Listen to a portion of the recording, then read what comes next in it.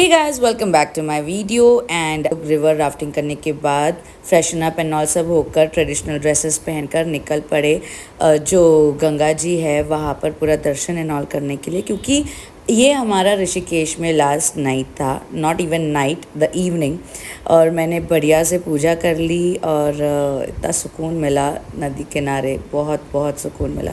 तो इसके बाद फिर हमें दिल्ली के लिए निकलना था। फिर थोड़ा बहुत जितना भी ऋषिकेश में मैं शूट कर पाई हूँ मैंने कोशिश की है आप लोग को दिखाने की, और थोड़े बहुत इन्फॉर्मेटिव जो इन्फोज है अबाउट ऋषिकेश, कि ऋषिकेश नाम कैसे पड़ा एंड स्टोरी ऑफ केदारनाथ वगैरह सब कुछ इसमें है। तो अगर आप थोड़ा सा टाइम निकालो और इसे देखो तो बहुत बढ़िया होगा। सो अब इस बोट से है ना, we are going that side to the temple.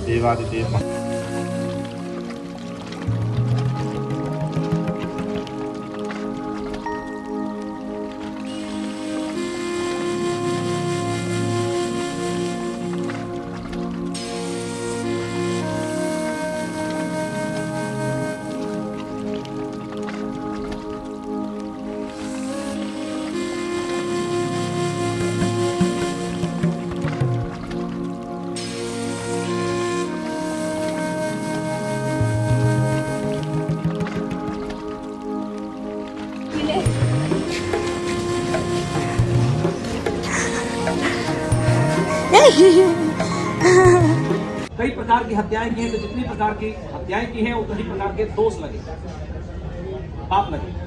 अब उनसे मुक्त होने के लिए जब उनसे उन्होंने पूछा कि आपको मोक्ष कैसे मिलेगा, तो वे बोले कि मेरे से मत पूछो, जाकर भगवान शिव से पूछो, आपको बताएंगे कि मोक्ष कैसे मिलेगा। उस वक्त भगवान शिव केदारनाथ में थोड़ी नहीं थे, उस वक्त भगवान शिव काशी में थे, काशी विश्वनाथ, वाराणसी नाम सुना। अब वो लोग जब वहां उनसे मिलने पहुंचे, ये बात जब भगवान शिव को मालूम पड़ी कि पांडव मिलने आ रहे हैं, तो वो वहां से चल दिए इधर कैलाश अपने निवासों पर। तो पांडव वापस राज्यपाट अपने हस्तिनापुर में नहीं गए। पांडव, द्रौपदी, सभी लोगों ने मिलकर भगवान शिव का पीछा किया। कहां से? काशी से। काशी से फॉलो करना स्टार्ट किया। काशी से हरिद्वार, ऋषिकेश, देवप्रयाग, रुद्रप्रयाग, जैसे हम लोग जाते हैं वैसे ही वो लोग भी इसी रास्ते से होकर गुजरते। जब आप भी हरिद्वार से निकले होंगे केदारनाथ के लिए, तो हरिद्वार से निकलने के बाद अगला नाइट स्टे कहाँ किए थे? कुछ जगह का नाम याद है? सोनप्रयाग, सोनप्रयाग, सोनप्रयाग, फाटा, सिरसी, सीतापुर, ये तो छोटी ये तो छोटी छोटी जगह हो गई। लेकिन इस पूरे क्षेत्र का नाम क्या है? गुप्त काशी। गुप्त काशी। तो उस नाम में काशी वर्ड क्यों जुड़ा हुआ? कुछ कारण। जब पांडव भगवान शिव के बिल्कुल नजदीक पहुंच गए, तो भगवान शिव को लगा ये तो नजदीक आ गए, तो उनको नजदीक आता देख उन्होंने अपना रूप बदल लिया। और कौन से रूप में हो गए? भैंस के रूप में। भैंस, नंदी नहीं बोल रहा हूँ, भैंस बोलते ना, मराठी में रेड़ा बोलते, मेल बुफेल। तो उन्होंने भैंसे का रूप लिया और पांडव को कंफ्यूज करके गुप्त रास्तों से छुपकर बचते बचाते ऊपर की तरफ भागे, जहाँ पे आज की डेट में केदारनाथ मंदिर है। तो काशी विश्वनाथ ने पांडव को दर्शन नहीं देना चाहते थे। उसी के उपरांत उन्होंने भैंस का रूप धारण किया और गुप्त रास्तों को सहारा लेके ऊपर की तरफ भागे, इसलिए पूरे स्थान का नाम पड़ा गुप्त काशी।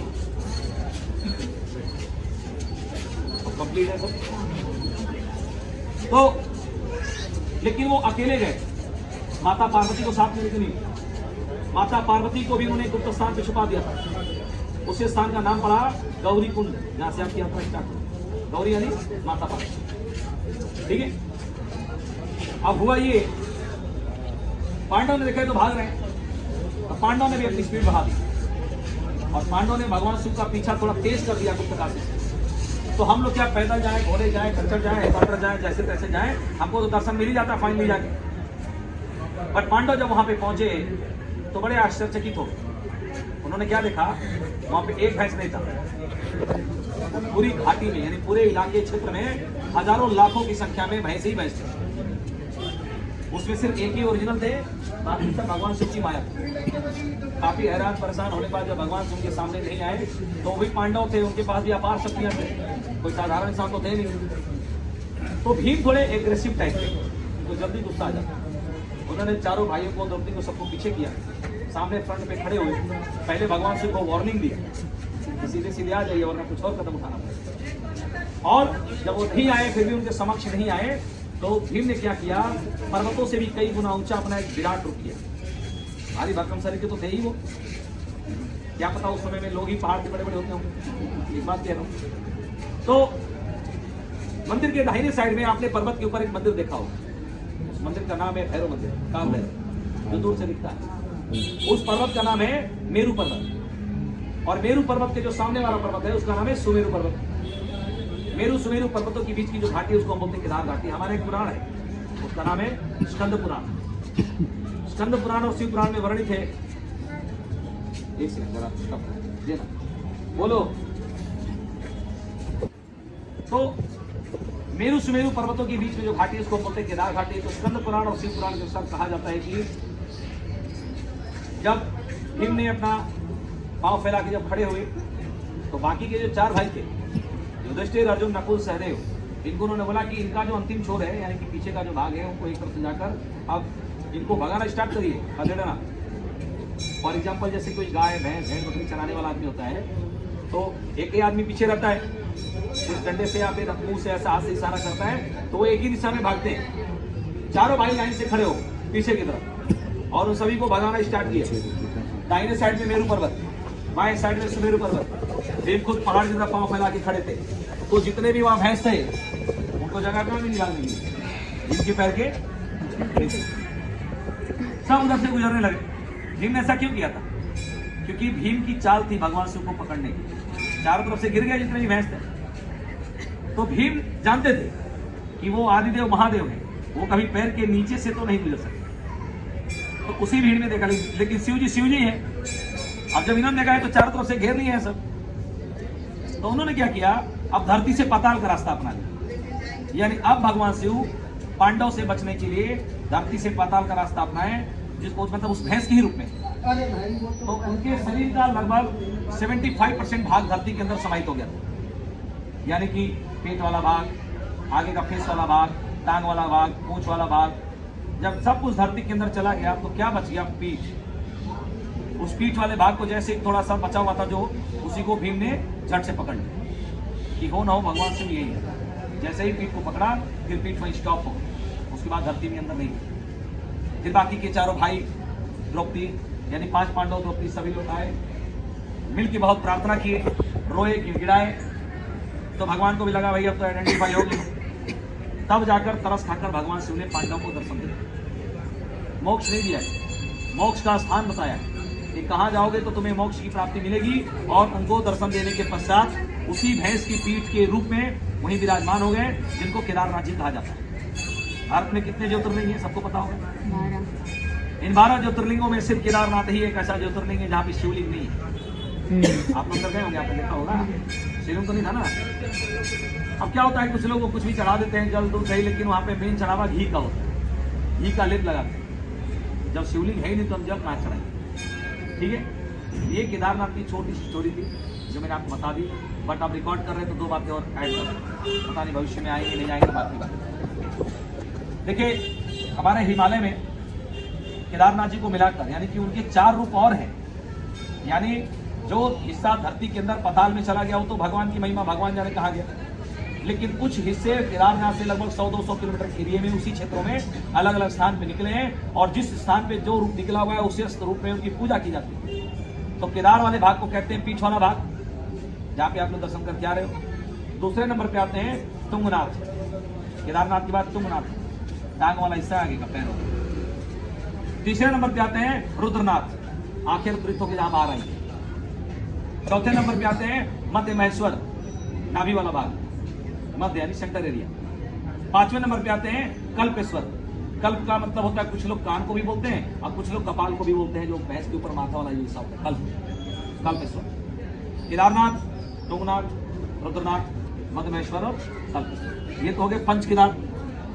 लेकिन जब भगवान शिव ने भैंस का रूप लेकर धरती के अंदर जब समाहित हुए तो सबसे पहले उनका कौन सा भाग धरती के अंदर गया? आगे का मुंह वाला भाग, फेस वाला भाग। जब वो धरती के अंदर घुसा तो वो हमारे यहाँ नहीं निकला, वो हजारों किलोमीटर जाके नेपाल में निकला है, जिसको पशुपतिनाथ के नाम से जाना जाता है। वो भी केदारनाथ का ही एक हिस्सा। ठीक है, आप जहाँ बैठे हो, कुछ लोग मंदिर में जा रहे थे, मैंने रोका, मैंने कहा रुक जाओ, पहले बता दूं, माहिती इंपॉर्टेंट। आप उसके बारे में समझ जाओगे तो देखने का महत्व बढ़ जाएगा। ये भी मंदिर कोई साधारण मंदिर नहीं जहाँ पे आपको बैठाया हूँ। देखिए पांडव उड़ के तो गए नहीं थे केदारनाथ, रास्ता रुक यही था। जिस क्षेत्र में भी आप लोग घूम रहे हो, बैठे हो, राम झूला लक्ष्मण झूला राफ्टिंग करते समय आप लोग आए, इस पूरे क्षेत्र का नाम है Rishikesh.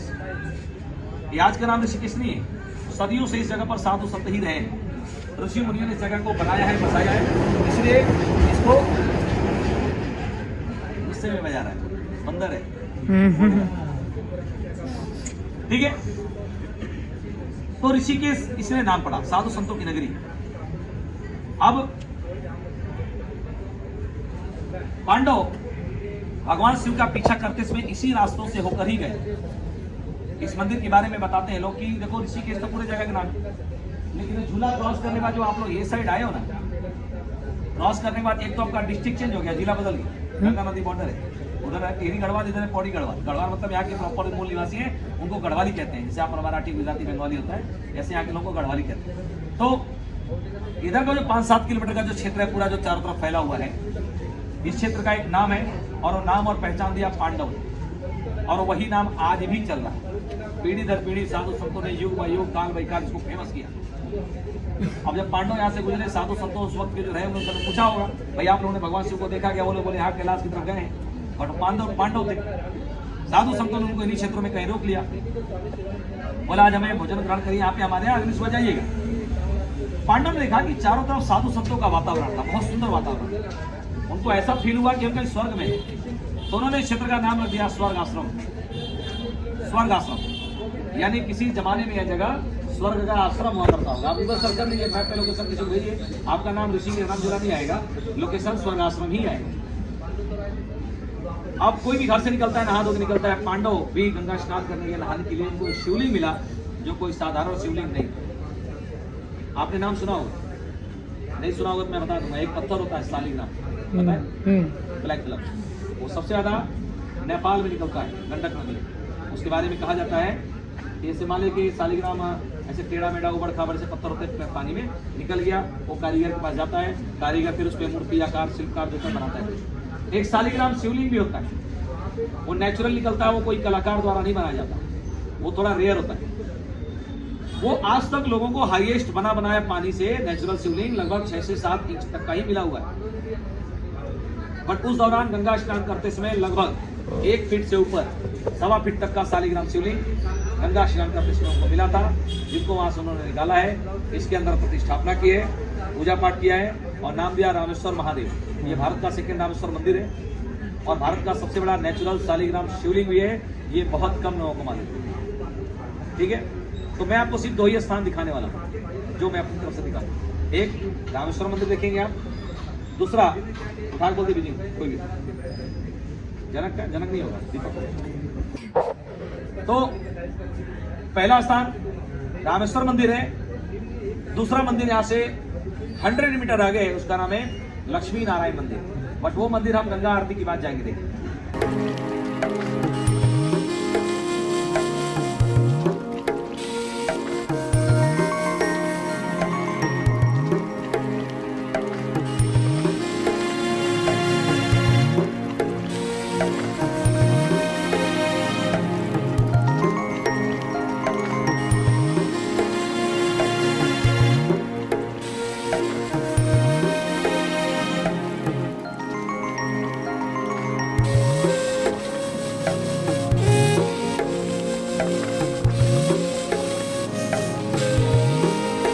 Taking some souvenirs for house. Shri Lakshmi Narayan मंदिर। आज आपको केदारनाथ जाना है, कल गुप्तकाशी जाना है, कल बद्रीनाथ जाना है।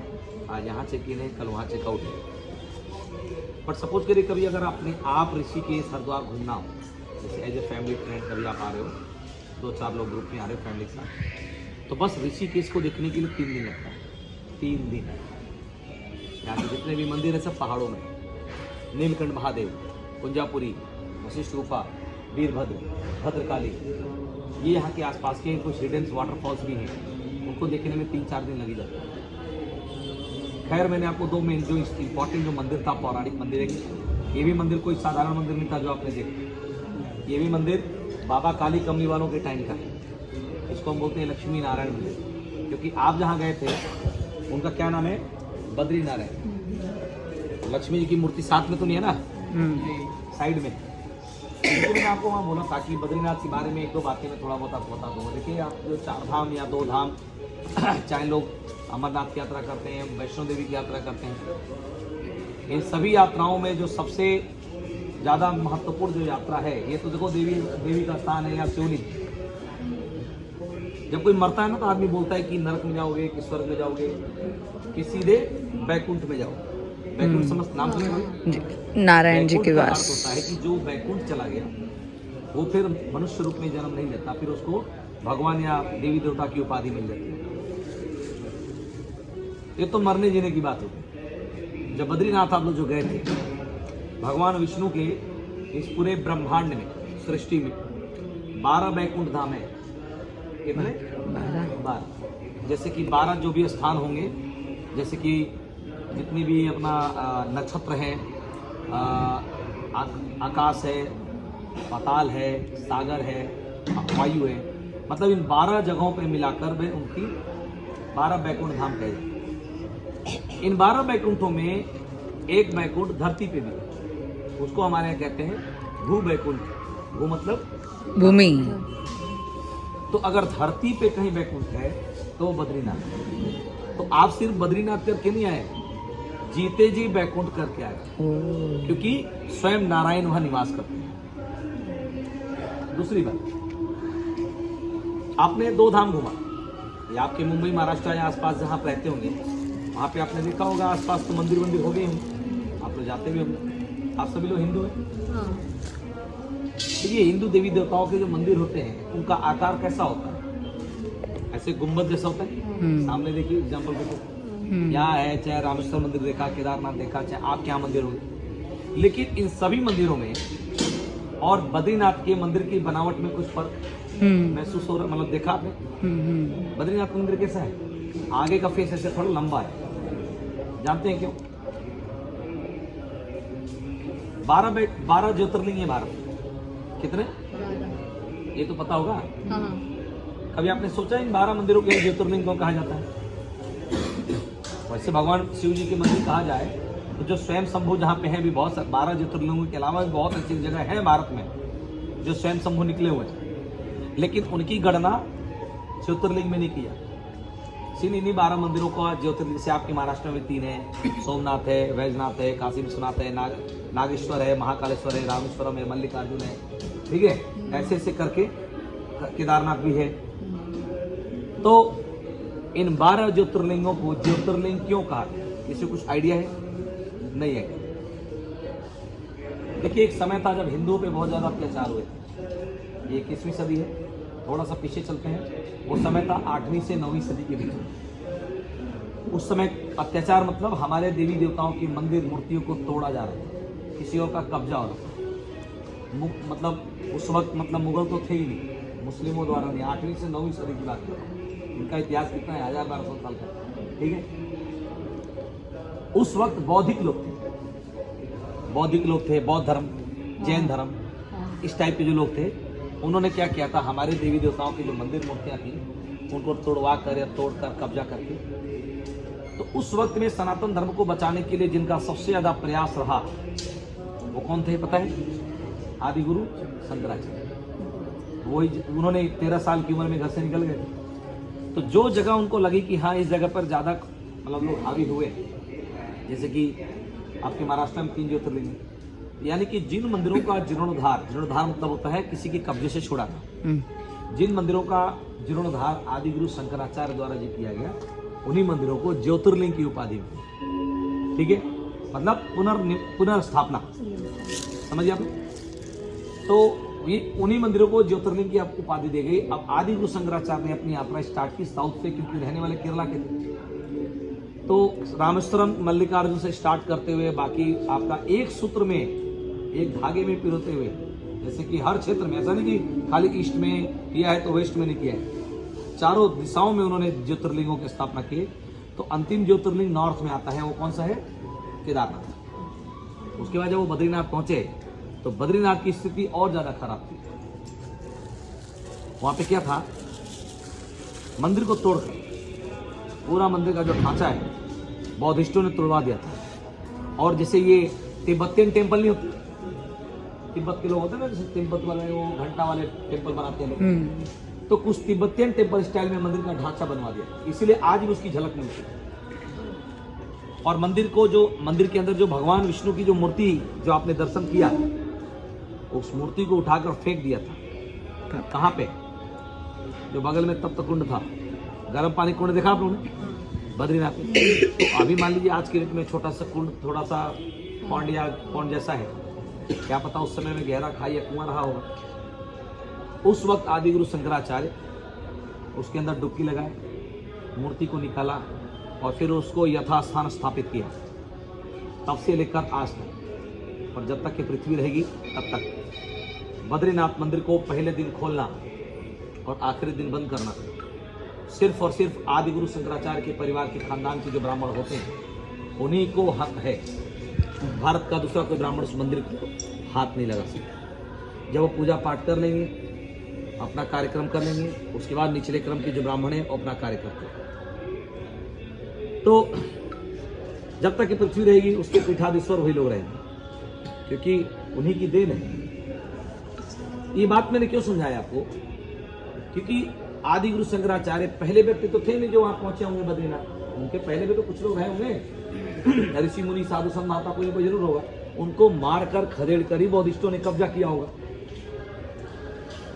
तो आदि गुरु शंकराचार्य ने क्या देखा? आपने बद्रीनाथ से वापसी में आते समय एक जगह देखा होगा, जोशीमठ। तो उसी जगह पे जाकर उन्होंने समाधि ले ली, जहाँ पे नरसिंह भगवान का मंदिर है, जोशीमठ। तो आदि गुरु शंकराचार्य ने मंदिर को उनसे कब्जे से छुड़वाया, शास्त्रार्थ में उनको राया, पीछे किया। तो उन्होंने क्या देखा? मंदिर के आसपास का जो वातावरण था वहाँ बड़े बहुत ज़्यादा जो है नेगेटिव वाइब्रेशन उत्पन्न हो रहे थे, नकारात्मक हो गया, क्योंकि साधु संतों को मारकर खदेड़ कर ही बौद्धिस्टों ने कब्जा किया। तो जहाँ किसी की अकाल मृत्यु होती है वहाँ पे नेगेटिव वाइब्रेशन अपने आप आते हैं। उस नेगेटिव एनर्जी को शांत करने के लिए आदि गुरु शंकराचार्य ने एक चीज़ की खोज की, उसका नाम था, जो हमारे यहाँ का सबसे पहला चीज़ जो फेमस है, जो आप यहाँ से घर के लिए लेकर जा सकते हो, वो आदि गुरु शंकराचार्य की ही देन है। आपने पता नहीं शायद नाम सुना होगा, उसको हमारे यहाँ बोलते हैं स्फटिक। नाम सुना है? स्फटिक होता है, वो होता क्या है? सुनने में इंग्लिश वर्ड जैसा लगता है, यह एक संस्कृत वर्ड। भारत में इसके दो जगह पौराणिक शिवलिंग में, मतलब आज के नहीं है, एक त्रेता युग का है रामेश्वरम में, उसको स्फटिक मणि बोलते हैं लोग। उसका दर्शन सिर्फ 4 से 6 बजे तक बीच में होता है, सुबह सुबह। बाकी तो भगवान राम ने जो रेत से बनाया था उसका तो कंटिन्यू दर्शन है। दूसरा शिवलिंग जम्मू में, उस मंदिर का नाम है रघुनाथ मंदिर। हमारे कमर के हाइट तक शिवलिंग है, पूरा ट्रांसपेरेंट। जम्मू जाएगी। तो ये तो एक त्रेता युग की बात होगी और एक द्वापर युग की बात होगी। लेकिन आज की डेट में यानी कलयुग में उसके कोई फाउंडर हैं, थे, तो आदि गुरु शंकराचार्य। तो उन्होंने कोई शिवलिंग या मूर्ति या स्मारक ऐसा कुछ नहीं बनाया। उन्होंने उसके ऊपर क्या बनाया? श्री यंत्र, लक्ष्मी यंत्र। समझते हैं आप लोग? वो जो नॉर्मली अभी देखो, अब दिवाली आने वाली 1 तारीख को, तो लोग क्या करते हैं, जिनको नॉलेज है ना, लक्ष्मी जी की पूजा कैसे करते हैं, वो एक तांबे के प्लेट पे, चांदी के प्लेट पे प्रिंटेड श्री यंत्र आता है, ऐसा बना बनाया। तो वो तो मेटल पे हो गया, कॉपर या जो सिल्वर तो मेटल हो गया। वो उसी चीज को आदि गुरु शंकराचार्य ने स्फटिक के ऊपर बनाया था, क्योंकि स्फटिक स्टोन है तो उसमें एनर्जी निकलती है। जैसे लोग अंगूठी नहीं पहनते हैं, पन्ना, पुखराज, नीला, मूंगा, माड़ी, उसमें एनर्जी निकलती है, वैसे स्फटिक में भी एनर्जी निकलती है, लेकिन उसका कोई अंगूठी नहीं बनता है। तो आदि गुरु शंकराचार्य ने उसके ऊपर श्रीयंत्र का निर्माण किया। क्यों? क्योंकि वह एक स्टोन है, जब हम लोग घर में रखते हैं तो उन्होंने जो बनाया था वो आज भी मंदिर के गर्भगृह में कहीं रखा गया है। उनके परिवार का जो भी सदस्य, उनका वंशज होता है, जब मंदिर पहले दिन पूजा बंद होता है, उसको पूजा पाठ करके फिर मंदिर के गर्भगृह में कहीं रख दिया जाता है, सबको दिखाते हैं। उसी के आधार पर अब स्फटिक होता क्या, पर उसको समझ लो आप। बद्री केदार के मौसम में और यहाँ के मौसम में कुछ फर्क है, जमीन आसमान का फर्क है। वहाँ जितनी ठंड है वहाँ इतनी थोड़ी बहुत गर्म है। यानी कि बद्री केदार के जो पीछे वाला जो भूभाग है, यानी पीछे के जो पर्वत हैं, वहाँ जंगल वाले पहाड़ नहीं है, वहाँ बर्फ के पहाड़ है, जिनको हमारे यहाँ कहते हैं ग्लेशियर। वहाँ से ग्लेशियर मतलब स्टार्ट हो जाता है। तो बद्रीनाथ के 5 किलोमीटर आगे आपने एक गाँव देखा होगा, माना गाँव देखा। तो जो माना गाँव था वो भारत का लास्ट गाँव है, बॉर्डर नहीं है, बॉर्डर 50-60 किलोमीटर और आगे जहाँ इंडियन आर्मी का बेस कैंप है, ठीक है। तो स्फटिक क्या होता है कि जब बर्फ आज से तो पड़ नहीं रही है, सदियों करोड़ों सालों से पड़ रही है, तो ऊपर के जो बर्फ होते हैं वो पिघल के पानी बन के गंगा नदियों में, झीलों में मिक्स हो जाते हैं। बट जो बर्फ 1000-2000 फीट नीचे हुए जो दबे हुए रह जाते हैं, जिसको हवा पानी नहीं लगता, वो पृथ्वी के गर्म होने के कारण पत्थर में परिवर्तित हो जाते हैं, जिसको स्फटिक बोला जाता है। यानी बर्फ ही पत्थर के रूप ले बदल जाता है। तो स्फटिक कोई और चीज़ नहीं, उसमें बहुत ज़्यादा एनर्जी होती है। उसको हमारे यहाँ जो स्फटिक जो सुरेंद्र से आदि गुरु शंकराचार्य ने बनाया, तो उसी के आधार पर गवर्नमेंट उसको तोड़ती है, तराशती है, निकालती है और उसके छोटे बड़े साइज का सिलेंडर बनाती है, जो अपने घरों के लिए लोग लेकर जाते हैं, जिसको 4 से 5 कारणों के लिए घर में रखा जाता है।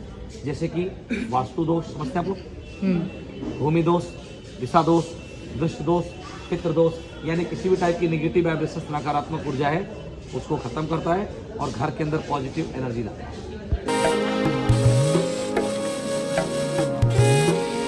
राम झूला, ओह माय गॉड, कितना कुछ सुना है, आज आना भी हो गया। वाओ, क्या हवा आ रही है यार।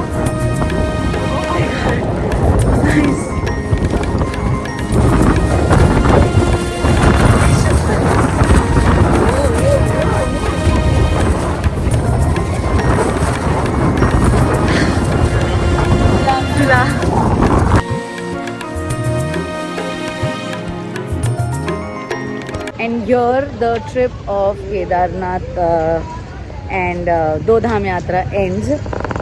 Going in the bus right now. So सामान वामान सब ले लिया है। तो मेरे ट्रिप में एक छोटू सा ट्विस्ट है, that for 2 days, not 2 days, 1.5 days I'm in Delhi. So अभी मेरे सारे जो मेंबर्स हैं जो मुंबई के हैं वो लोग अभी निकलेंगे, लाइक सुबह 4 बजे की ट्रेन है। तो मेरी ट्रेन की टिकट कैंसिल करके मैंने 25th की जगह पर 26th के शाम की फ़्लाइट की टिकट कर ली है। तो 1.5 days I will be in Delhi, and जहाँ पर मैं मेरे दिल्ली के ऑडियंस से मिलूँगी, थोड़ा दिल्ली एक्सप्लोर करूँगी। सो या, और गंगा जल वगैरह भी ले लिया है, तो दोस्तों के हाथ भिजवा दूँगी क्योंकि फ़्लाइट में ये सब अलाउड नहीं होगा। यप, चलो बाय बाय बाय।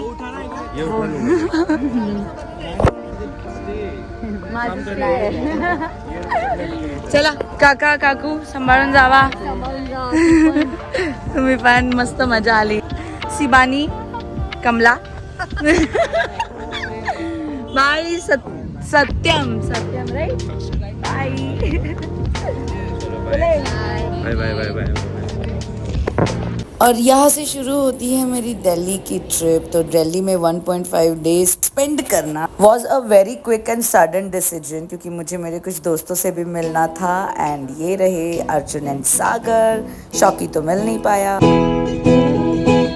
पहला तेरे नैन में वेखे फिर वेखे तैनू नी, पहला तेरे नैन में वेखे फिर वेखे तैनू नी, छेती आके मिल जा बीबा मिल जा के मैनू नी, छेती आके मिल जा बीबा मिल जा के बसो वाले दिल हो गया, ओ बसो वाले दिल हो गया, कोई लगदा नजारा रे तेरे बिना ना गुजारा है, कोई चलदा नजारा है तेरे बिना ना गुजारा है। ए खुशबू है तेरे शहर दी, ए खुशबू है तेरे शहर दी, जे यार नी बनाना गोरिए मैनू झांझर बना ले पैर दी, जे यार नी बनाना गोरिए मैनू झांझर बना ले पैर दी। कितनी दर्द भरी है तेरी मेरी प्रेम कहानी,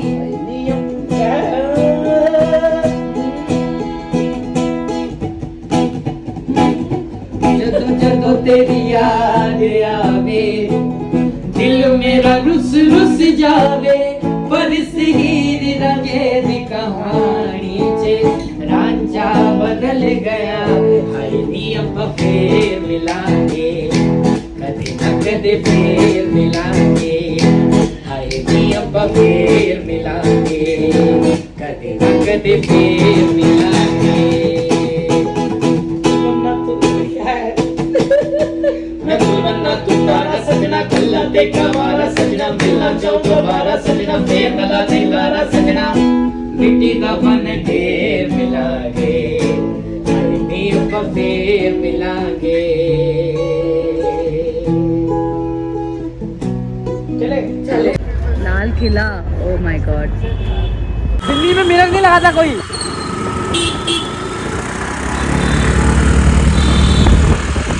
देख लो इधर भी देख लो कहाँ जाना है आराम से बता दो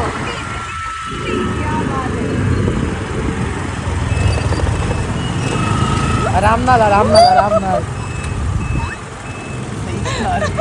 नहीं आती तो है आती है जमीन में से कम चला दो आज गणपति बप्पा इसको भी लेना और हमको भी लेना, हमको मत छोड़ना। आए आराम से आ जाओ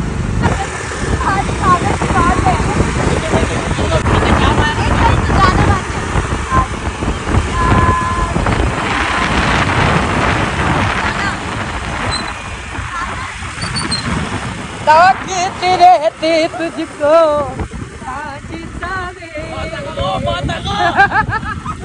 जय माता दी सारी बोलो हेलो। ओके, तो दिल्ली में लाइक इतना मज़ा, मतलब पहली बार दिल्ली आई और वो भी इन दोनों के साथ अनएक्सपेक्टेडली बाइक पर फुल क्या गेड़ी मार रहा है, तुम्हारी गेड़ी बहुत मज़ा आया यार। ये शायद और ये लोग खा रहे हैं शाही टुकड़ा, बाप रे रिजल्ट है दिखाएंगे गरम हो रहा बहुत मज़ा आया यार। और फिर अगले दिन सागर के घर विजिट किया, आंटी से मिली क्योंकि मुझे फिर निकलना था मुंबई के लिए।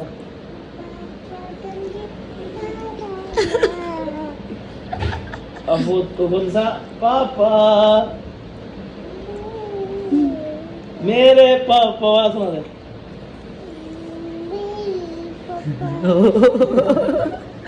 कितनी क्यूट है, क्या नाम है? इशिका इशिका। हाय इशिका। हेलो कर दो हेलो हेलो।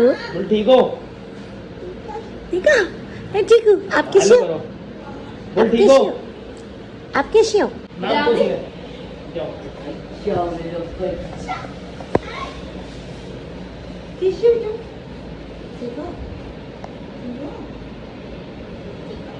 हंस के दिखा दो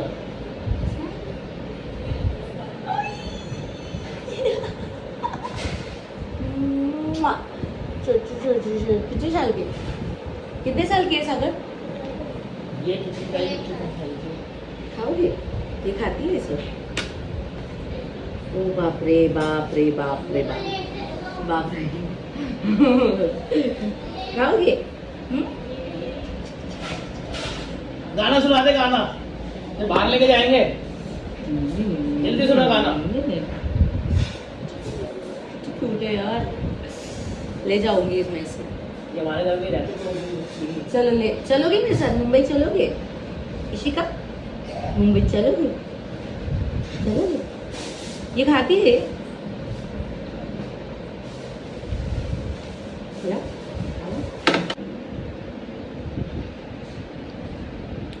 बाय बाय। फिर मैं मिली मेरे एक फॉलोअर और जो मेरी सेशन मेंबर भी है नेहा, और गप्पे मारे एंड देन फिर उन्हीं के साथ उन्होंने बोला कि she will take me to the India Gate, तो लोकल सीपी यानी कि कैनॉट प्लेस देख लिया एंड देन फिर went to the India Gate. थोड़ी सी रील वील बनाई, भाई मैं जहाँ जाऊँगी वहाँ रील बनाते रहती हूँ, आप लोग को तो पता ही है। But it was really very beautiful and बहुत पोल्यूटेड भी है दिल्ली, सच में बहुत पोल्यूटेड है। एंड फिर मुझे ये छोटू सी क्यूट सी उन्हें स्क्विरल मिली, मुझे सच में स्क्विरल पालने का बहुत इच्छा है। मैं उसको पूछ भी रही थी चलेगी क्या मेरे साथ Mumbai. Then I headed towards Delhi airport and first time ever was travelling alone. ठीक है, मतलब प्लेन से मैं एक बार पहले गई हूँ, 2 बार, बट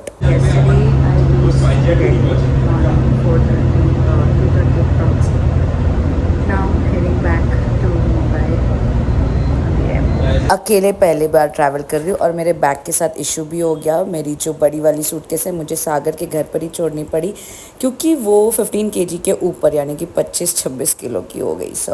सूटकेस को तो रेलवे पार्सल के थ्रू मंगाना पड़ेगा, अब there is no option else. First time travelling alone, actually nervous but excited to go home after literally 10 days. Draft has slides or slide rafts. Board the nearest draft on exit. Tampering with or removing the life jacket without crew authorization is prohibited and punishable.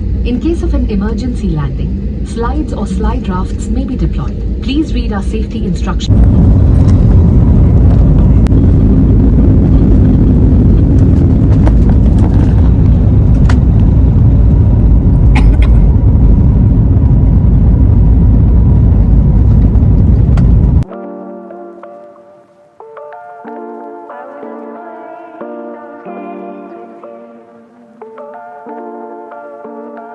And so guys, it's a wrap for this Kedarnath Haridwar Dodham tour and the amazing tour of my life. So going towards the parking, reached Mumbai.